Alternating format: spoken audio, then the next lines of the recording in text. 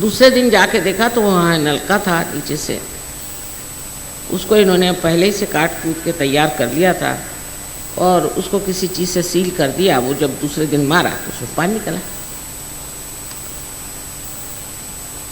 और बड़े पढ़े लिखे लोग उनके चरणों में,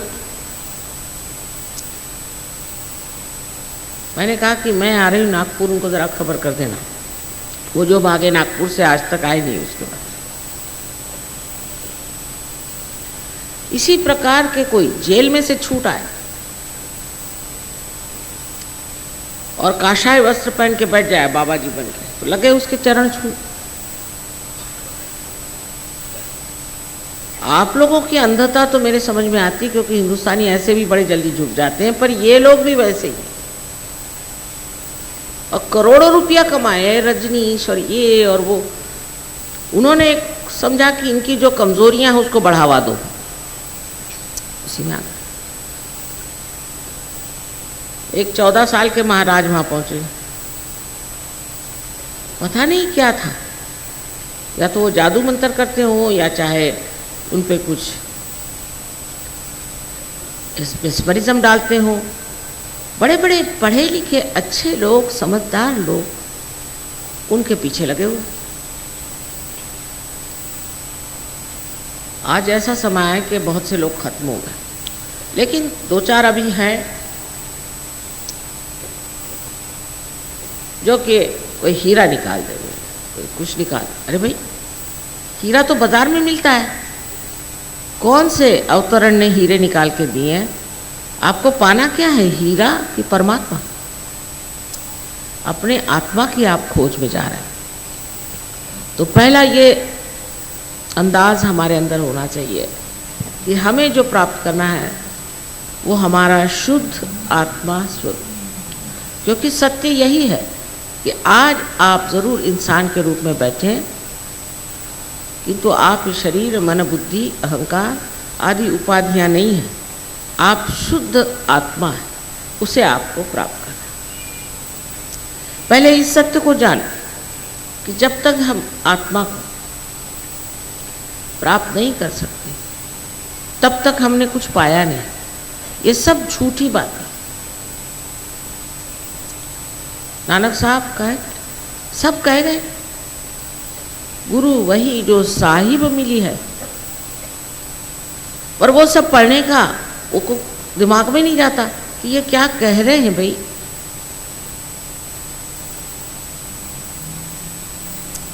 इस प्रकार हमें पहले अपनी ओर नजर करना चाहिए कि हमें पाना क्या है। अब कोई कहता कि साहब हमने तो इतना रुपया उसको दे दिया, ये किया। अरे भाई, तुमको क्या मिला? मैं माँ हूँ, मैं पूछती बेटा तुमको क्या मिला? या कोई कहता है कि हमने 1 लाख जप किए और हमें हार्ट अटैक आ गया। आना ही हुआ, क्योंकि आपका कनेक्शन ही परमात्मा से नहीं है। तो आप जप कैसे कर रहे हैं?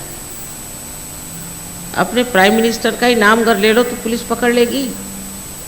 तो वो तो सबके आश्रय, उनका आप नाम ऐसे लेते हैं जैसे आपको सबका अधिकार है उनका नाम लेने का।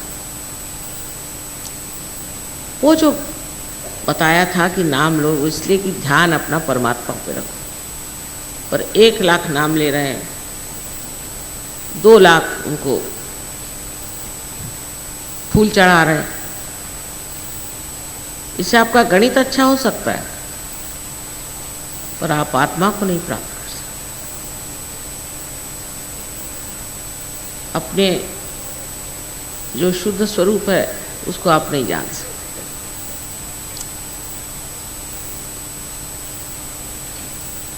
दूसरी बात जो जाननी है कि सत्य जो है वो ये है कि ये जो आप आज यहाँ इतने फूल देख रहे हैं, इतने सुंदर, इनको देखकर आपके मन में ये विचार नहीं आ रहा है कि कितना बड़ा चमत्कार है कि एक बीज से ये फूल निकला है, इतने सारे, और अलग अलग ढंग के अलग अलग बीज से निकलते, कितना बड़ा चमत्कार है। ये कैसे हुआ?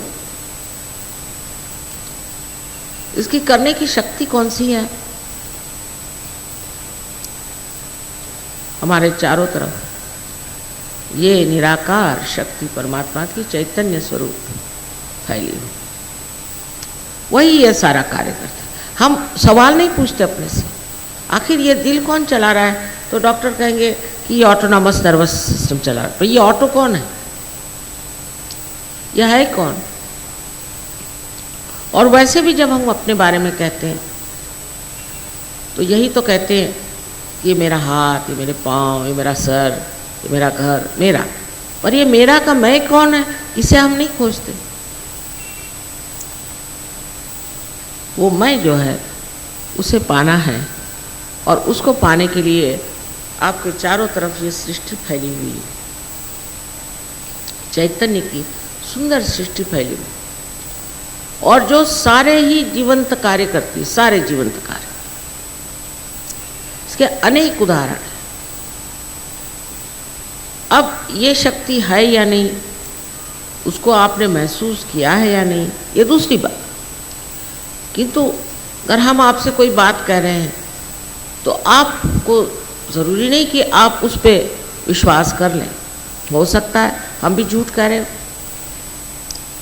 लेकिन ये तो ज़रूरी है कि अपना दिमाग आप खोल लें, एक वैज्ञानिक की तरह, एक साइंटिस्ट की तरह, और आप ये देखें कि हम जो कह रहे हैं अगर ये वास्तविक बात हो जाए और ये अगर सिद्ध हो जाए तो ये जो धारणा आज आपके सामने रख रहे हैं वही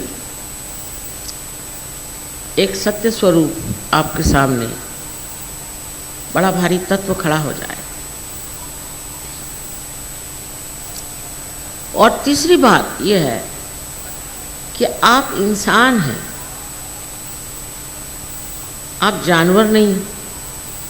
आपके अंदर अनेक गुण पहले ही से स्थित है,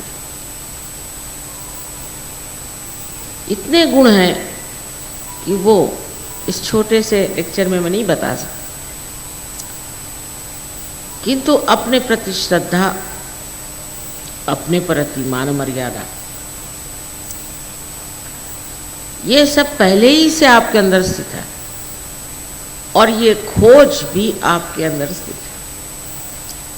आप चाहे उसे पैसे में देखें। आजकल मैंने ये इलेक्शन का चक्कर देखा तो लोग सोचते हैं कि कुछ इस तरह की पावर मिल जाए तो बड़े आदमी हो गए। कुछ होते नहीं, बड़ी बुरी हालत है लोगों की, जिनको ऐसी जगह जाना पड़ता है। ये तो बिल्कुल खोखली शक्तियां हैं। इसी तरह से आदमी विचित्र विचित्र चीज़ों में सब चीज़ को खोता, लेकिन उससे उसको सुकून नहीं मिल सकता, उससे उसको कोई समाधान नहीं मिल सकता। आज ये चीज़ चाहिए, कल वो चीज़ चाहिए। जब वो चीज़ मिल जाए तो फिर उसका कोई महत्व ही नहीं रह जाता।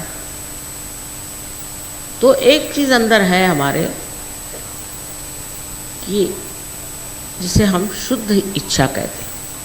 बाकी इच्छाएं अशुद्ध हैं, तो शुद्ध इच्छा चाहे आप जाने चाहे न जाने, एक ही है कि इस चारों तरफ फैले हुए परमात्मा के इस प्रकाश को, इस रूह को हम जाने।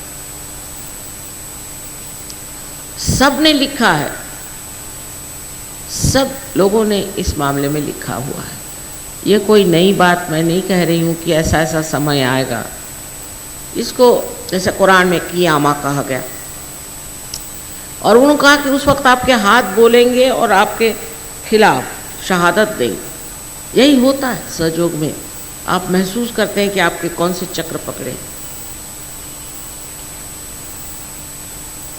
न जाने कितनी आपकी शक्तियां ऐसी जो सुप्तावस्था में हैं वो जागृत हो जाती हैं,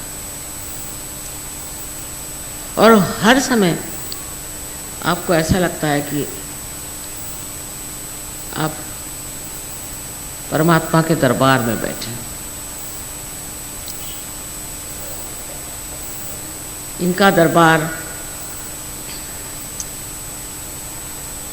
आपकी इतनी हिफाजत करता है, आपको इस तरह से आशीर्वादित करता है।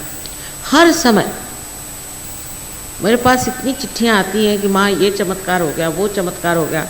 तरह तरह की कोई विश्वास न करे इस तरह के चमत्कार की। सब्सक्राइब कीजिए कुंडलिनी जागरण को और प्रेस कीजिए बेल आइकन को, जिससे कि आपको मिल सके हमारी लेटेस्ट वीडियो सबसे पहले।